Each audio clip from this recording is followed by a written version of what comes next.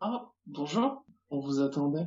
Bienvenue dans Éclat d'XP, notre podcast de discussion jeux vidéo. Moi, c'est Antoine. Et moi, c'est Adri.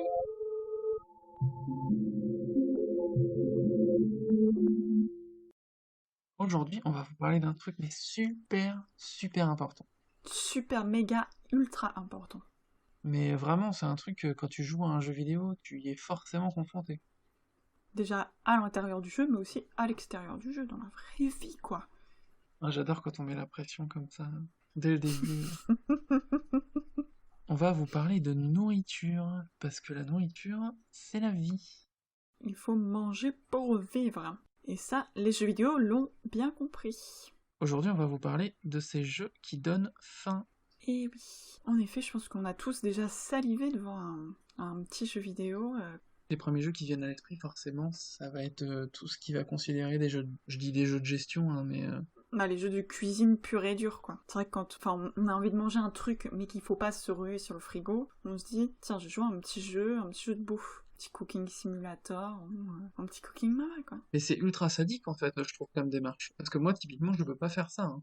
Ouais, bah moi, je sais que ça m'arrivait plus d'une fois parce que je suis quelqu'un de gourmand, quand même. Mhm. De jouer à des jeux de cuisine juste parce que j'avais faim. Je trouve que c'est le summum du sadisme, ce truc. Je pourrais vraiment pas faire ça. J'ai déjà eu des expériences où les jeux me donnaient faim, mais typiquement, tu vas pas me voir jouer à un jeu parce que j'ai faim. Enfin, je trouve ça horrible en fait. Certains jeux, comme ils sont un peu fatigants, tu vois, un peu... Genre, tu dois cuisiner ta truite avec des mains remplies de savon, tu vois. Tu parles de vécu ou... Je parle de Cooking Simulator, où tu prends ta planche à découper et d'un coup, t'as la porte de ton meuble de cuisine qui s'envole et toutes tes assiettes qui se cassent, tu sais pas pourquoi. Ah, très bien. Bon, typiquement, là, c'est les jeux de cuisine purs et durs. Cooking Simulator, c'est quoi? Tu es un jeune chef qui ouvre son restaurant, un restaurant un peu miteux. T'as quelques recettes à préparer et tu vois juste tes mains et tu peux attraper tes poêles, tes louches, ton couteau, couper tes ingrédients, tu dois nettoyer ta planche à découper. C'est comme si t'étais dans une vraie cuisine, mais dans un jeu avec une ergonomie pas forcément folle parce que entre couper avec tes vraies mains dans la vraie vie, il y a toujours un peu... Un monde s'ouvre à toi. Après, j'aime bien parce que je pense que ça leur permet d'introduire un élément comique. Oui, ça oui. Franchement, ça peut être des bonnes tranches de rire, c'est le cas de le dire. Ah bah oui. Typiquement, c'est pas forcément des jeux auxquels je joue beaucoup, les simulateurs stricts de nourriture ou tu vois de restauration, ce genre de choses. À ma connaissance, il y a toujours un élément de gameplay qui me plaît pas, c'est le fait que ce soit timé, hein. Bah souvent les jeux de cuisine c'est hyper stressant. T'as Cooking Simulator, Overcooked et Cook Serve Delicious 1, 2 et 3. Où là, bah c'est la panique quoi. Il y a toujours ce dénominateur commun entre ces jeux. Je le redis encore aujourd'hui.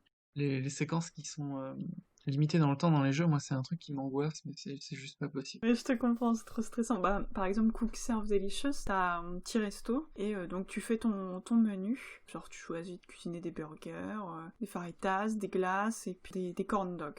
Ah, ça y est, j'ai faim. Donc tu choisis de cuisiner tout ça dans ton menu et tu commences ta journée et tu dois gérer un peu ton restaurant, que ce soit le rush, que ce soit les poubelles trop pleines, la vaisselle, s'il y a des cafards, des souris, les toilettes bouchées. Et donc en gros c'est avec les touches du clavier. Pour commencer ton burger, d'abord tu poses ton pain, donc mettons t'appuies sur B pour mettre ton pain. Tu dois mettre salade, fromage, etc. Steak, hop, hop, hop. Et donc, tu as différentes touches pour chacun des ingrédients. Et l'objectif, c'est de le faire le plus vite possible, parce qu'en même temps, tu dois gérer la cuisson de tes steaks, gérer la cuisson d'autres trucs. Heureusement, des recettes plus simples à faire qu'un hamburger avec 15 ingrédients différents. Et donc, t'as l'heure de rush où d'un coup, t'as tous les gens qui commandent des trucs et tu dois partir. Tu dois gérer les stocks. Et là, pour le coup, c'est vraiment le jeu un peu stressant par excellence. Et même s'il y a des trucs qui donnent très faim, Ouais. quand t'adores par exemple les maquis et que tu vois toute la préparation dans ce jeu-là, au bout d'un moment t'es là, bon, c'est pas grave si j'ai pas de maquis ce soir. Alors, le plus drôle, je pense, c'est que ça impacte négativement ta manière de manger, ce genre de jeu. Non, en vrai, je pense que ça te coupe pas trop l'appétit, mais ça donne pas non plus trop faim. Je trouve qu'ils ont vraiment essayé de retranscrire au mieux l'ambiance que tu as dans un restaurant, que ce soit Ouais. le rush, que ce soit les clients qui te demandent des trucs, tu les regardes genre quoi, attendez quoi, vous voulez vraiment tout ça dans votre burger? Vous êtes sûr de vous? C'est nettement moins réaliste, dans la manière de cuisiner, mais dans la manière de montrer le stress dans la restauration, je pense que c'est plutôt réaliste. Et donc, je parlais aussi d'Overcooked, c'est un petit jeu de coop de salon, où en gros on est à 4 maximum, dans une cuisine à devoir gérer les commandes, court partout, ce qui a fait le pâté, vu que les recettes sont quand même assez simples, entre guillemets, par rapport à un Cooksurf Delicious ou un Cooking Simulator, c'est la cuisine qui est complètement dingue, genre... Ouais. Ton food truck se coupe en deux, donc tes poêles qui sont en train de chauffer, elles sont à l'autre bout, en train de cramer ton steak, et ça prend feu, etc., etc. Et donc là, tu vois un peu le travail d'équipe, et aussi les gens qui ne s'écoutent pas. Ouais, moi je classe typiquement ce jeu dans les jeux qui brisent des amitiés en fait. Je sais pas s'il brise des amitiés, en tout cas, il énerve. Ouais, ça te met la pression. Mais il est très drôle et très sympa à faire. Pareil, c'est un jeu de nourriture, mais est-ce qu'il donne vraiment faim ? C'est pas un jeu qui te permet de contempler de la nourriture ou de la consommer, donc... Bah voilà, c'est ça, t'es tellement pris dans ton truc de rush, je cours vite, je dois faire mon truc vite, que t'as pas le temps de te dire, ce burger a l'air très bon. Comme tu sais, 10 burgers que t'as fait vite fait, toi tu t'es occupé de la viande, il y en a un qui s'est occupé du pain, il y en a un qui s'est occupé des légumes, et l'autre qui s'est occupé de la vaisselle, bon bah, t'as pas vraiment le plat fini sous les yeux qui te donne bien envie, c'est pour d'autres personnes. Comme je te disais, de mon côté, j'ai beaucoup moins d'expérience avec ce type de jeu-là. Mmh. Par contre, ça me fait penser quand même à un petit jeu que j'ai testé sur Switch qui s'appelle Coffee Talk. Je sais pas si tu connais. Je l'ai vu vite fait sur Steam. J'aime beaucoup l'ambiance du jeu en fait. A contrario, du coup, t'as pas du tout de dynamique de stress dans le jeu. C'est un petit peu un jeu de détente qui allie conception de nourriture et dialogue entre les protagonistes. C'est assez particulier. Ça se passe dans un futur proche alternatif où tu joues le rôle d'un barman qui réalise des cocktails et différents breuvages bien chauds et réconfortants pour ses clients. Ses clients qui sont soit de race humaine, soit de race autre. T'as des nains, des elfes, des orques. Ah ouais, sympa. Je trouvais ça trop barré, ça m'a bien plu, l'ambiance du jeu est assez sympa, la musique aussi. Je le considère comme un jeu qui donne faim. Vraiment le fait de préparer, tu vois, un chocolat chaud ou un café serré ou ce genre de choses, de manière qualitative en plus, je trouvais ça vraiment cool en fait. Ouais, puis apaisant, du coup, t'es là tranquillement. Ouais, Tu vas faire plaisir à quelqu'un que t'as en face de toi, je suppose, vu que ça s'appelle Talk. Enfin, Coffee Talk, les gens discutent. t'as quelques interactions. Et donc c'est vrai que là, c'est plus un moment de plaisir qu'un moment de je dois courir pour faire mon burger, vite, vite, il y a tout qui crame. Ah. Ouais, ouais, ouais. Et du coup, voilà, une bonne petite surprise et un jeu qui me donne vite envie de consommer une boisson chaude, quoi. C'est plutôt cool. Ah ouais, ça a l'air sympa comme jeu. Un petit jeu sympa, ça change un petit peu, ça fait voir autre chose en fait. Ouais, ce genre de jeu, ouais, c'est toujours sympa. Ça me fait un peu penser... Alors, je dirais pas que ça donne vraiment faim, parce que quand tu vois certaines des préparations, t'as plus envie de vomir qu'autre chose. J'ai peur. Mais c'est Red Strings Club. Donc comment on pourrait traduire le club de la corde rouge? Le club de la ficelle rouge. Le club de la ficelle rouge. Contrairement à Coffee Talk, je pense que l'ambiance est un peu moins chaleureuse, étant donné que l'histoire, c'est quand même des organisations qui veulent tuer des gens, qui veulent faire taire des gens. Si je me souviens bien, il y a des trucs comme ça qui sont pas très rigolos, intéressants. Je me rappelle que c'était plutôt cool. Les musiques aussi sont vraiment, vraiment très sympas. Là, je sais pas si vous entendez, mais il y a la pluie près de chez moi. Ça risque de s'entendre au micro. Et pareil, dans le jeu, dans les musiques, t'as des bruits de pluie, ce qui est plutôt sympa comme ambiance. L'une des mécaniques de gameplay, c'est... tu prépares des cocktails pour avoir des informations. En gros, dans ton bar, t'enquêtes un petit peu pour aider ses amis qui veulent démanteler l'organisation qui est pas très pacifique. Et donc, pour avoir ces informations, il prépare des cocktails qui vont jouer sur les émotions des gens qui viennent. Soit donc pour avoir des informations utiles pour ces enquêtes, soit juste pour aider les gens qui viennent dans ce bar, genre une nana un peu triste parce que son compagnon de ces dernières semaines a décidé de la laisser comme une vieille chaussette. Et donc il prépare ses petits cocktails. Mais là pour le coup ça donne pas très faim parce que des fois on dirait vraiment des... Comment on appelle ça? Des cercueils. Il a 4 bouteilles d'alcool, il mélange tout. Ah, énorme! Pour avoir une mixture, alors il y a certains alcools qui vont jouer plus sur la nostalgie, d'autres sur la colère, l'excitation, etc. Et donc ça me fait un peu penser à ton Coffee Talk. Donc c'est vrai que c'est une manière d'intégrer un peu la nourriture ou l'alimentation ou la boisson dans les jeux vidéo. J'aime bien le principe, je trouve ça assez rigolo. Et même en termes de gameplay, du coup, ça doit être sympa. Tu dois avoir des dialogues très différents selon les réactions, la qualité du cocktail, etc. J'imagine. Oui, et t'as des infos que t'as, d'autres que t'as pas. On pourrait penser qu'il y a plusieurs fins, mais je crois qu'il n'y a qu'une seule fin. Après, il y a plusieurs chemins pour y parvenir. Mais en tout cas, c'est plutôt sympa. Alors moi, j'y avais pas joué, je l'ai vu en let's play. Ouais, moi ça me tente bien du coup. Mais ça avait l'air plutôt ardu parce que bon, faut verser, tu sais, comme un peu comme un cooking simulator où tu dois verser 10 millilitres d'huile sur ta poêle pour faire cuire ton petit steak. C'est pareil, tu sais, tu dois au millimètre verser ton truc. Oui, t'as une question D'adresse un peu. de précision, d'adresse, ouais. Même si c'est un petit visual novel, un peu, il y a quand même un peu de précision. Enfin, en tout cas, ça donne envie. Bah disons que c'est une manière d'intégrer l'alimentation directement au cœur du jeu limite, mais sans non plus n'en faire qu'un jeu de cuisine ou de cocktail, parce que sinon il y a Barmaid Simulator je suppose, et puis voilà quoi. Barman Simulator. Non, c'est pas mal, surtout que j'aime bien parce que ça met vraiment le cocktail au centre du gameplay en fait, c'est ce qui influe vraiment. Oui, Et je trouve ça plutôt fun en fait, plutôt que ce soit qu'un détail un peu anodin. Ils ont vraiment mis ça au cœur du gameplay. Petit rappel, hein, il faut surtout pas que vous nous écoutiez si vous avez faim ou soif, hein. Je pense que là vraiment, ça va pas vous aider. On vient de vous parler de jeux qui intègrent au centre de leur gameplay la nourriture, mais bon, moi bizarrement, ce qui me vient premièrement en tête quand on parle de nourriture dans les jeux, c'est plus tout ce qui va être inclus sous forme de soins ou autre. oui, de soins ou de petites récompenses, de boosts, etc. Récemment, moi, le premier jeu qui me vient en tête, et je pense que ce sera le cas pour beaucoup de gens, c'est le dernier Zelda. Breath of the Wild. Ouais, Oui. C'est vrai que ça m'avait donné pas mal faim aussi, ça. mais même moi, dès la première pomme que tu chopes dans le jeu, je me suis dit, hein, ça commence? Non, mais c'est vrai que la première fois, je savais pas qu'on pouvait cuisiner comme ça, et quand j'ai vu, j'ai fait oh. Ah bah, il y a vraiment un sens de la découverte dans ce jeu que j'aime vraiment beaucoup. Et ça va jusque dans les plats que tu prépares, en fait. Oui, bah oui, parce qu'il y a toujours des recettes, ou même tu te balades tranquille dans une auberge, tu regardes sur le mur une petite affiche avec une recette, tu fais ah ouais, cool. Et j'aime beaucoup, justement, cette dimension exploratoire aussi dans le mélange d'ingrédients, en fait. T'as pas, tu sais, comme certains... Alors, c'est pas du tout une critique, hein, mais comme certains jeux où tu as une recette bien précise avec tant d'éléments que tu mélanges et ça te donne tel élément.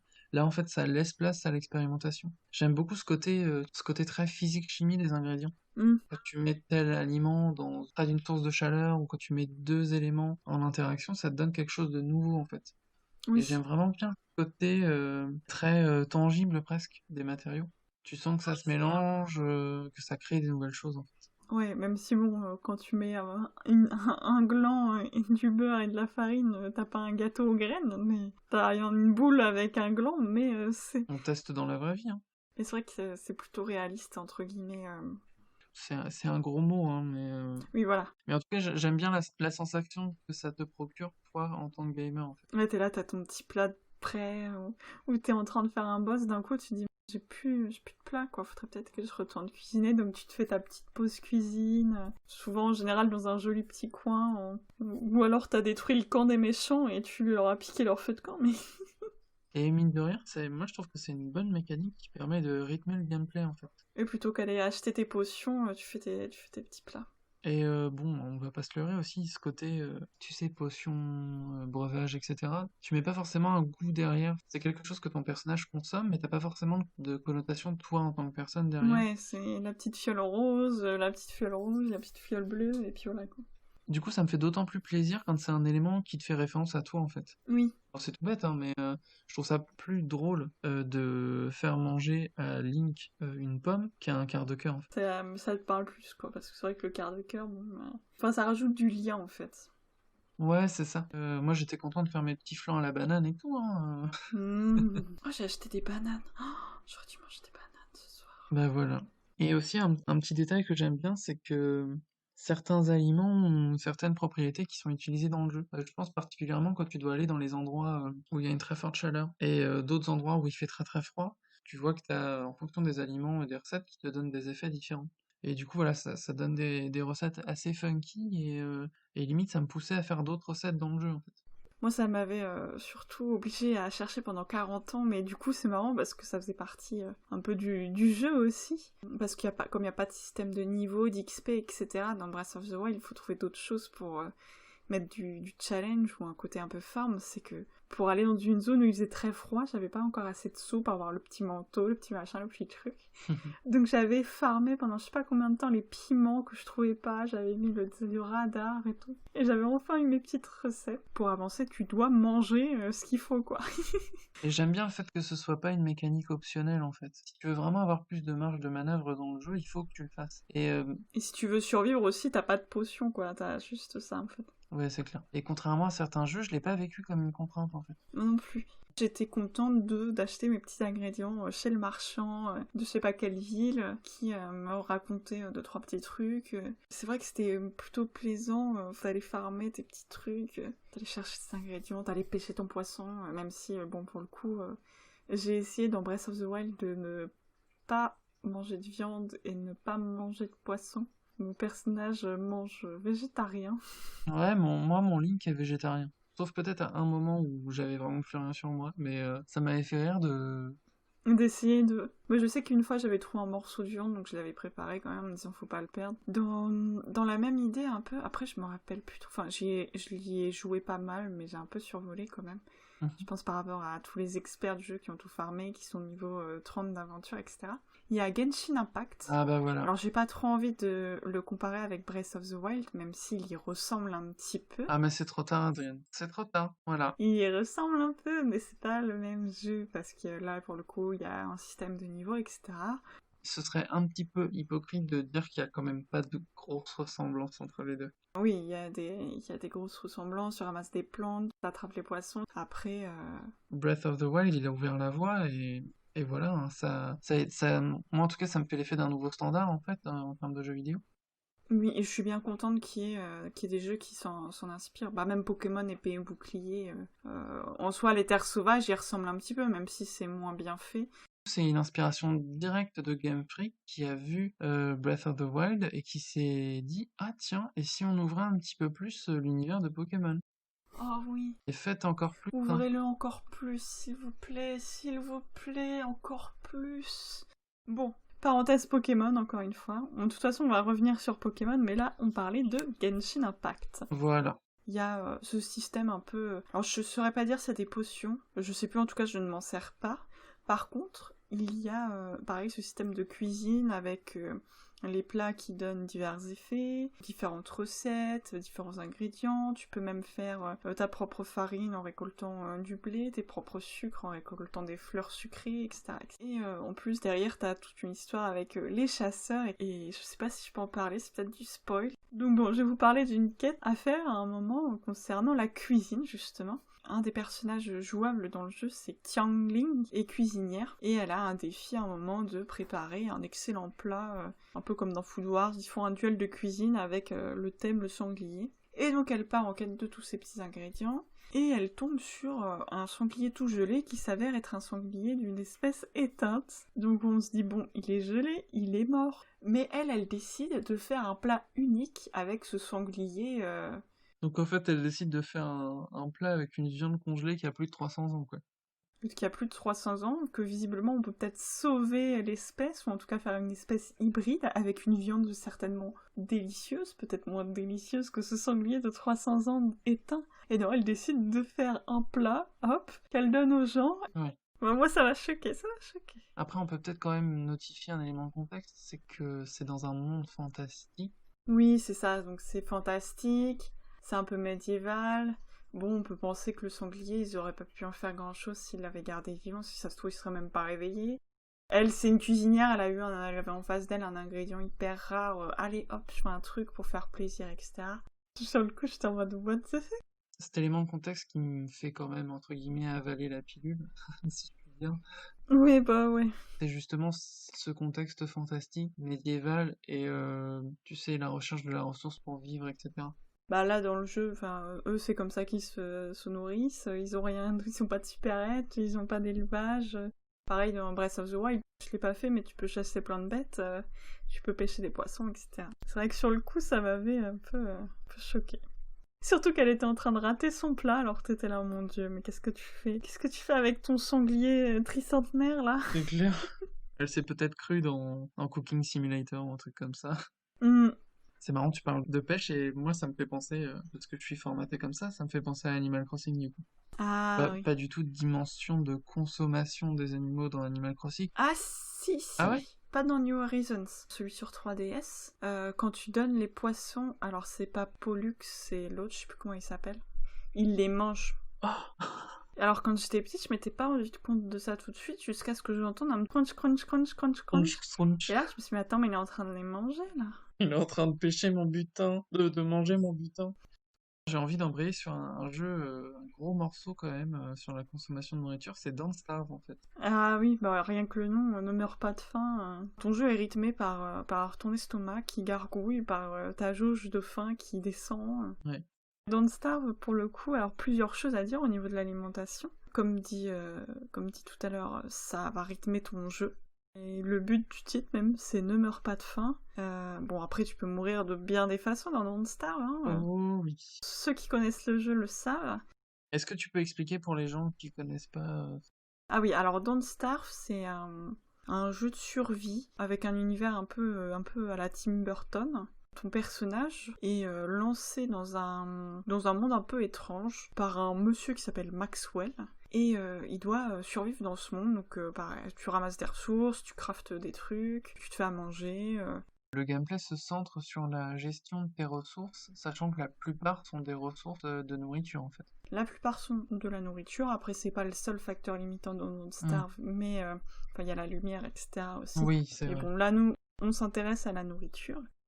Toujours. Et en gros, dans Don't Starve, t'as différentes manières de consommer. T'as la consommation pour soigner ta vie, t'as la consommation pour soigner ta faim, pour soigner ta sanité. Tu peux soit manger les ingrédients crus, alors il y en a certains qui vont être délicieux, d'autres qui vont être moins bons, et en général dans le jeu il faut cuire à chaque fois pour que ce soit meilleur. Et après tu peux faire des petits plats, donc t'as des recettes pareil, avec des règles pour chaque recette, etc. Et aussi, c'est dans les personnages jouables, il y a pas mal de choses à dire au niveau de l'alimentation. T'as des persos, ils mangent n'importe quoi. T'en as d'autres, ils vont pas aimer quand ça commence à être un peu pourri, parce que t'as un système de péremption de l'aliment. Il passe de soit ton objet il est vert, donc il est frais, il est orange, ça commence un peu à faisanter, ou il est rouge, c'est bientôt la fin, puis après ça devient du pourri. Mais qu'il y a des personnages qui ne vont pas supporter manger ce genre d'ingrédients. Ça va limite te tuer, quoi. Est-ce que du coup ça fait baisser ta santé mentale de consommer des aliments qui sont périmés? Alors périmé, je sais plus, parce qu'en général je n'en mange pas. Par contre, c'est la viande de monstre qui... C'est dégueulasse, c'est bizarre, alors ton perso, que ce soit cuit ou pas, il aime pas. Bizarrement, il aime pas trop quoi. Mais il y a aussi par exemple des personnages qui vont manger que de la viande. Donc je pense notamment à Wigfrid, la guerrière viking, qui elle ne va manger que de la viande. C'est un gameplay différent en fonction de chaque personnage, parce que elle par exemple au tout début, tu dois chasser, tu peux pas te contenter de ramasser les petites graines comme avec d'autres personnages. T'en as qui ne seront que végétariens. Ah, trop cool. C'est un autre système du coup, parce que disons que ta jauge de faim elle augmente plus avec un plat à base de viande qu'avec un plat sans viande. Donc tu manges moins souvent, tu utilises moins de ressources, etc. etc. Toute l'alimentation va même régir ta manière de jouer, parce que faut pas mourir de faim, quoi. Ce que j'aime beaucoup surtout, c'est que c'est assez varié en fait. Les développeurs ont réussi à introduire plein de variétés au sein des différents personnages que tu peux jouer. Oui. Du coup, c'est bien parce que ça te permet de gérer ta ressource différemment en fait. Quand t'as Wigfrid et que tu dois trouver de la viande, bon bah tu cours, tu ramasses pas les graines, tu fais vraiment de la culture où tu récoltes des baies, des carottes quand t'es bien installé, histoire de pouvoir faire des petits plats avec, des petits plats où il y a toujours de la viande. Et par exemple, tu peux pas manger de bonbons, je crois, avec Wigfrid, ce qui est un aliment plutôt utile parce qu'il te rend beaucoup de santé mentale. Notamment quand t'affrontes les gros boss, quand tu les croises, te rendent fou. Et donc quand t'es fou, t'as d'autres trucs qui veulent te tuer, parce que leur jeu tout veut te tuer, sauf les lapins. Mais je suis sûre ils le pourraient, c'est Don't Starve.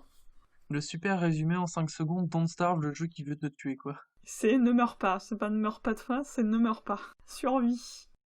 Et ouais, c'est vrai que c'est une manière d'intégrer la nourriture qui se fait à la fois discrète, mais faut jamais trop l'oublier, parce que il suffit que tu sois parti en exploration, t'es bien, tranquille, et là t'avais oublié qu'il fallait manger. Et là ton perso, il a faim. Et quand il a faim, il perd de la santé. Quand ta santé arrive à zéro, c'est là que tu meurs en fait. Et voilà, le jeu est fini, tu as joué 200 heures pour rien. Et ouais, il fallait penser à emmener tes meatballs dans ton sac. En parlant de ça, ça me permet de faire une petite transition sur un jeu pas très connu. On a déjà mentionné plus tôt dans cet épisode qui s'appelle Pokémon. Ah oui, c'est pas connu du tout ça, je suis pas sûre que je connaisse. Pas très connu, hein. Bon, tout ça pour dire que c'était pas drôle.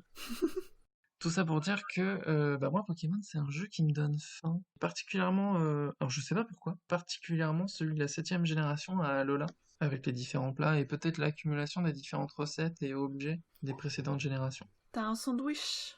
Dans ma tête, c'est un burrito, je sais pas pourquoi, mais Bah, le truc, c'est comme c'est pas visuel, moi, ça m'a pas marqué. ce qui m'a marqué, c'est la diversité des choses que tu peux consommer dans Pokémon. Donc, tu peux avoir des objets qui sont destinés à tes Pokémon, pour le soin ou autre. Je pense à du lait meumeude, Mhm. de l'eau fraîche, du soda cool, Le lava cookie. le lava cookie, tous ces trucs-là qui sont localisés en plus dans l'univers de Pokémon, je trouve ça super en fait. Ne serait-ce que tu vois, le gros exemple que j'ai en tête, c'est le sablé Yantraise, qui vient de Kalos, donc du coup la région de Pokémon qui est inspirée de la France, et qui fait une référence directe au sablé breton en fait. Je trouve ça ouf. Ouais, À chaque fois, ça me donne super faim quoi. ils font fort, ouais, dans Pokémon. Puis ouais, les objets, comme tu disais, que ce soit les potions, t'as aussi, avec les herbes, tu sais, il y a les herbes rappel, etc., qui, elles, ont un goût amer, et en gros, comme c'est amer, tes Pokémon, ils te détestent. Ils finissent par te détester parce que tu leur donnes ça pour les soigner.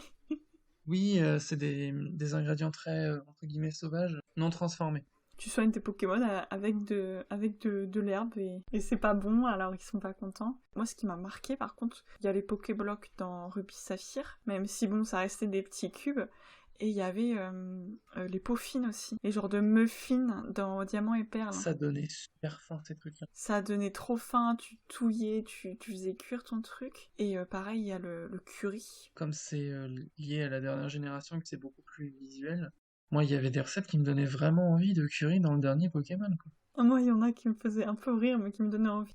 J'adore les pâtes, hein, comme beaucoup de gens. Hein. Et c'est vrai que le curry aux pâtes, tu vois, les gros spaghettis là, dans ton assiette, au niveau des recettes, c'est vrai qu'il y a beaucoup de possibilités. Tu peux t'amuser un peu, varier.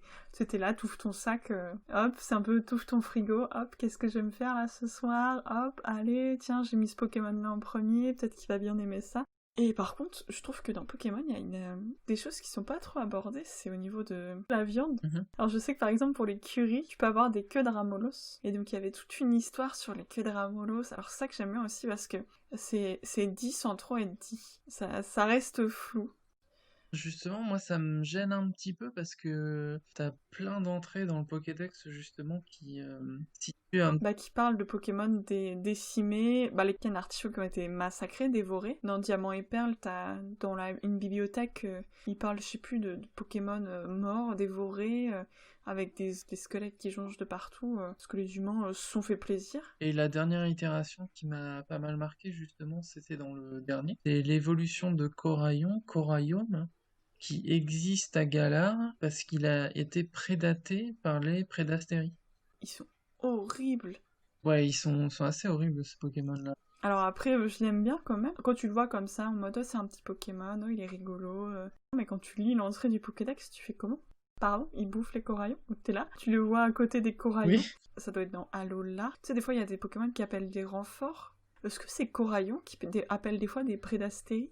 Oui, c'est ça. Et je trouvais ça assez perturbant. C'est horrible, quoi, le pauvre petit. En plus, Coraillon, c'est Pokémon roche-eau, pas trop fort, mais trop mignon. Comment t'aimes bien. Et là, il se fait massacrer. Mais ils sont faits à quoi? Avec quoi leur steak et leurs saucisses? Pour moi, c'est fait avec le Pokémon cochon, le gros tichon. Gros tichon. C'est le Pokémon cochon de feu, là. Ouais, c'est ça. Il est déjà à point, en fait. Après, il y a aussi Spoink. Ah oui, oui, oui. Qu'est-ce qu'il y a d'autre? Il y a peut-être les tauros, après, des steaks de tauros. Effectivement. Un petit méchoui de Montmouflon. Tout ça pour dire qu'il faut absolument qu'on fasse urgemment un épisode sur Pokémon, parce que là... On a trop de choses à dire, ouais. Enfin bon, bref, Pokémon, excellent jeu, la nourriture très bien intégrée, même si je préférais... Alors j'adore le curry, Mais il y a cette dimension un peu d'où viennent vos viandes, alors que pour les peaufines, comme c'était des desserts, tu te posais pas trop la question, tu faisais ton petit dessert. Les Pokémon, ils finissaient énormes, mais ils étaient beaux pour le concours. En tout cas, ça avait l'air bon. Ça donnait faim, ça donnait envie de faire des gâteaux. Bon, en tout cas, moi, c'est pas vraiment un jeu de cuisine. Il y a quasiment jamais de nourriture vraiment abordée dedans. Même si un des personnages a un estomac gigantesque et a tout le temps faim. Oh, je crois voir où tu veux en venir. Je parle de Phoenix Wright. Alors, le personnage qui a tout le temps faim, pour ceux qui ont joué, c'est Maya, n'est-ce pas? L'acolyte de notre cher Phoenix. Dans ce jeu, il y avait une enquête. Je me rappelle, on rentrait de vacances avec mes parents. Et donc, je jouais à la DS dans la voiture. Et il y a une enquête où pendant, je sais pas, peut-être 1 heure, il te parle de machin, on était en train de manger des côtelettes de porc, t'as une image de l'assiette vide avec la sauce. Ouais. Oui, non mais c'est pas moi, vous mangez la côtelette. Le mot côtelette en fait, juste lire le mot côtelette, Je pouvais plus. c'est marrant hein, côtelette ce mot. Bah ça me donnait faim et j'étais dans la voiture. Alors à l'époque j'étais pas végétarienne donc j'étais là, oh mon dieu j'ai faim. Je voulais manger ma petite côtelette. Ma petite côtelette. Et c'est marrant parce que ils en parlaient juste. Tu les voyais vraiment pas manger, tu voyais vraiment l'assiette vide dans lequel quelqu'un avait mis un somnifère ou je sais pas quoi. Et j'avais faim, j'avais trop faim. Mais là, c'était vraiment une question de timing, hein, je pense. Surtout que t'avais pas du tout l'occasion du fait d'être enfermé, justement. Ouais, je pense le fait d'être enfermé, on a roulé l'après-midi, donc peut-être qu'on avait Ouais. mangé sur le pouce. J'avais hâte de rentrer pour manger, peut-être. Aussi, en plus, comme je suis gourmande. Et ouais, j'avais trop faim. Alors que bon, c'était pas le but du jeu, quoi. Des fois, ça tombe simplement dessus, hein. Enfin, ça se contrôle pas forcément, tu t'y attends pas, alors forcément, ça peut te créer de la surprise, et puis, bah, bien évidemment, l'envie de manger. Moi, ça me rappelle un petit moment, justement, pareil, un petit peu surprenant dans un jeu qui me donne pas du tout faim. Alors, ça va être très étrange, je vais être obligé d'expliquer. C'est Portal. Dans Portal, il y a une référence assez connue maintenant, qui fait référence à un gâteau. Je sais pas si ça te parle. Ça me parle vite fait un gâteau d'anniversaire, non? Ouais, le gâteau est un mensonge, le gâteau est un mensonge. Alors en fait, c'est un gâteau qui est offert par GLaDOS, donc l'antagoniste du jeu. Mhm. Et en fait, moi, la particularité, alors je sais pas si ça fait ça, je sais pas si ça a fait ça à d'autres gens, mais moi, typiquement, Portal, c'est pas du tout un jeu qui me donne faim, quoi. Enfin, c'est un contexte assez froid, post-apocalyptique, où tu joues un petit peu le rôle de rat de laboratoire, tu sais, qui cherche à s'échapper d'un labyrinthe. C'est un contexte un petit peu, voilà, anxiogène, etc. Et tu te retrouves dans un univers très froid, métallique, et assez peu propice à t'ouvrir l'appétit, hein, tout simplement.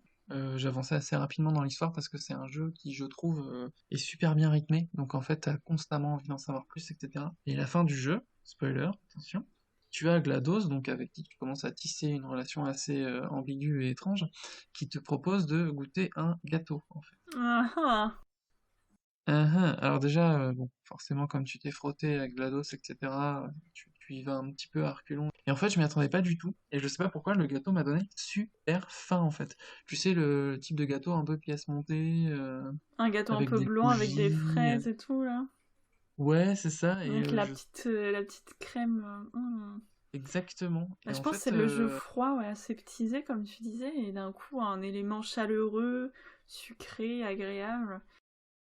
ouais, bah, c'est surtout que ça reste du coup dans la veine de l'humour assez particulier de Portal, en fait. T'as beaucoup de second degré, enfin, c'est un humour un petit peu pinçant, acerbe, t'as un petit peu d'humour noir aussi. Et donc, du coup, de tomber sur ça, en fait, ça m'a un petit peu surpris. Surpris au point de me rendre compte que ça me donnait faim, en fait. C'est bizarre. Ah là là, les gâteaux. Bah, j'ai envie de gâteaux, là. Moi aussi, j'ai faim maintenant, du coup. Super. Moi, ça va, les côtelettes de porc, là, ça me donne plus faim. Moi non plus, ça me dit pas trop, mais entre les puffins. Des bons spaghettis, les pauphines, un bon gros gâteau, un petit cocktail et un petit café. Oh là là, ouais. Bien sympa.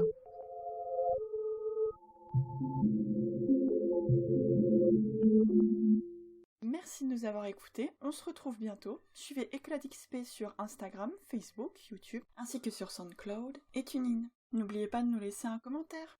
Oui. Et partagez-nous vos éclats d'XP.